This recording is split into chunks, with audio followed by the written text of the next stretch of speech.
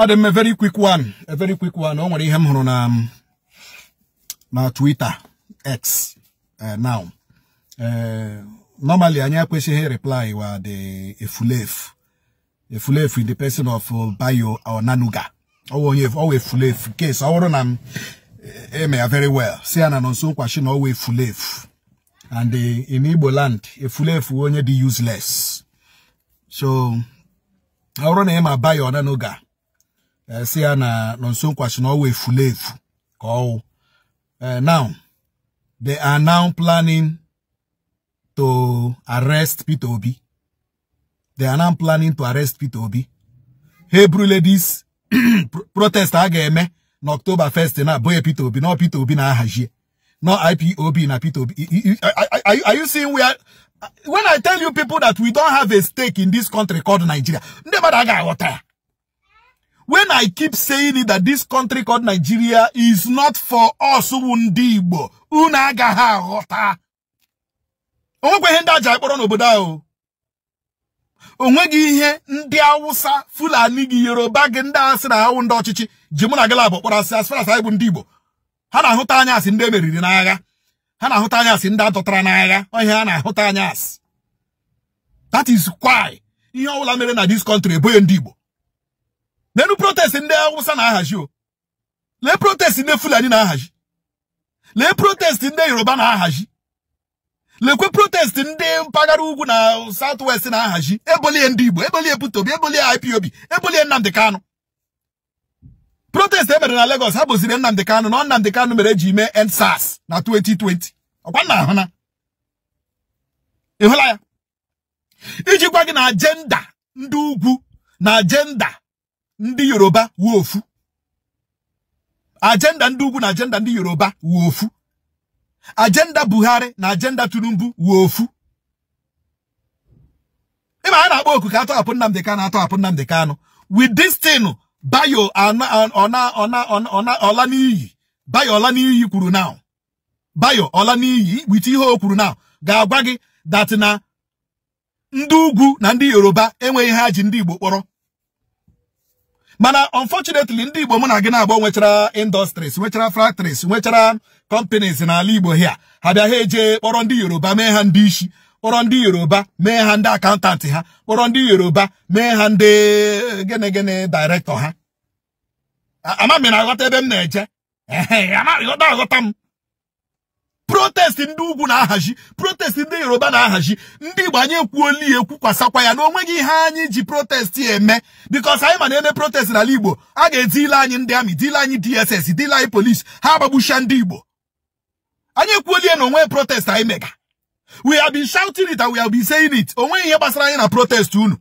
Mere wenu protest unu na mgbago ugwu Nigeria, mere wenu protest unu na Yoruba. Onweghị ihe gbasara anyị na protest. We have already decided it even before now.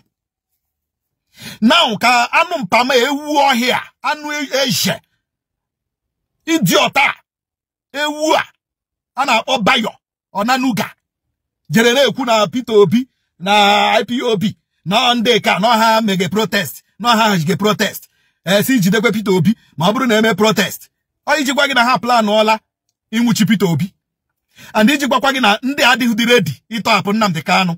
These are the two things i kwesịrị ịghọta.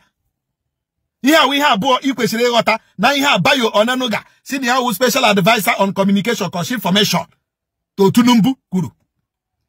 Ihe o kwuru now no Peter Obi IPOB no ha na sponsor protest a ga-eme na August 1. Ihe o kwuru ga-egosi gị nke mbụ ha na-achọ inwuchi Peter Obi, nke abụọ they will never release Nnamdi Kanu. Ọ na-adị maka ihe a na-eme ka anyị na-aghọta ije. Ọ na-adị maka ụdịrị ha na-eme ka ndị Igbo na-emepe ka anya na-emepe ndị Igbo. That Nigeria is not for you. Obodo abụ Nigeria abụrụ maka ndị Igbo. Ihe m na-agwakwa gị bụ eziokwu. Peter Obi n'ọrụ onwe ya. Nnamdi Kanu n'ọrụ onwe ya. Nnamdi Kanu wụzọ onye nọ na DSS custody na planụ protest abi. Asị Nnamdi Kanu nọ na DSS custody wụzọ onye nọ na custody. Onye ọwa ahụ na-adịghị. Onye ọwa nọ na-etipụ DSS kwe ka ọhụ dọkịnta ya. Wụzọ onye nọ na ahụ ọnwụnwụ na anwụ ya na planụ protest abi.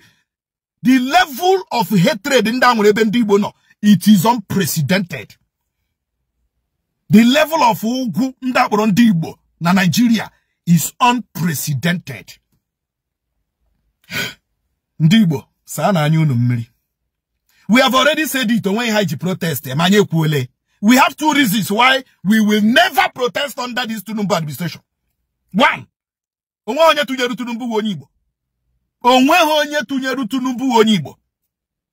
so we cannot protest under the government that we didn't vote for.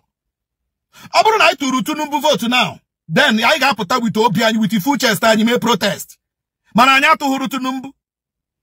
Aburu no anya to vote wonye Zuzuge na Nigeria na so Ishi ala now. I got put a measurable protest. Ahonanya hepete hana bakwana hawa. Manebo anya to huronya no de one way hana put me protest. In that Toria vote to me protest. We have been saying it. Secondly, protest all lemon and alibo na ebrozu. I can make a protest in a Kaduna Mambabu Mbado. I can make protest na Abuja, Amambabu Mado. I can make protest in a Kanu, Amambu Mado. I can make protest in Okun, men Ocean, men Aquara, men Ekiti. I got a Budi Mado. Manasi may protest Pam Nenugu, Ababu Mado. May protest in Imo, Ababu Mado. May protest in Ebony, Ababu Mado. May protest in Omaya, Ababu Mado. May protest in Okanambra, Ababu Mado. Here we have Iwaji saying Anyana Hembe. Anyana Hafuta. That day me protest Anyana Ngonko. Na tankwobi no yanenu. Na ta chicken no munne. Because onye chigonu, we didn't vote for him. Like Ndi Igbo, we are so self-contented. Ihe nwere juru anya afọ. Anyị nwe 1 naira juru anya afọ. Anyị nwe 2 naira juru anya afọ. That day anyị hụgara anya erie. Owu no kwe ha anya oriri anya ata ya ata. Mo kwe ha anya oteta anya anwo ya anwo. We will survive. Mana this blame now, this blame game now, Habura Bataga P2B, IPOB, Nnamdi Kanu. Enough is enough. Bayola ni, enough is enough. Unwe fulefu. E fulefu de kago. Enough is enough. Bayo, onani. Bayo, onani. Enough is enough. Bario Nwegu, you are not the first special advisor on information. And you repeat Obi Mbemega election. We took record of all your insults on P2B during campaign, during that election. We took notice. Now, MMG SA on a stolen mandate. It's all you Google. Whatever you're really Sutrenoshi, you put an apple P2B. Enough is enough. Buy your lani. Iga lani now. Iga lani. Be very careful with the way you talk to P2B. You are talking to somebody that is a symbol in Southeast. Owu so soon with a monopoly of Ibare Mado. Owu so soon with a monopoly of equal rubbish. I work with that monopoly too.